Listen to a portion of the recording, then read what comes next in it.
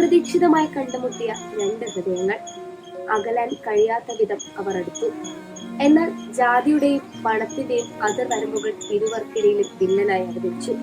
വർഷങ്ങൾക്കിപ്പുറം അവിചാരിതമായി ഒരു ആശുപത്രി മുറിയിൽ അവർ വീണ്ടും കണ്ടുമുട്ടുന്നു. തന്റെ ജീവിതത്തിൽ ഏറ്റവും കൂടുതൽ സ്വാധീനിക്കപ്പെട്ട സ്ത്രീയെക്കുറിച്ച് എൻ മോഹനൻ എഴുതിയ പുസ്തകമാണ് ഒരിക്കൽ. സുഹൃത്തുക്കളുടെ ആവശ്യപ്രകാരം എഴുതിയ ഈ പുസ്തകത്തിൽ ഒരിടത്തിൽ പോലും എൻ മോഹനൻ ആ സ്ത്രീയുടെ പേരോ മറ്റൊന്നും തന്നെ പരാമർശിച്ചിട്ടില്ല എന്നതും ശ്രദ്ധേയമാണ്.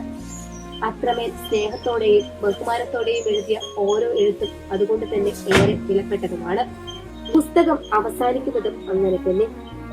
എന്നെ സ്നേഹം പഠിപ്പിച്ച, സ്നേഹം കൊണ്ട് പരിചരിച്ച പണ്ടത്തെ പെൺകുട്ടി, നിനക്ക് എന്നും നല്ലത് വരട്ടെ.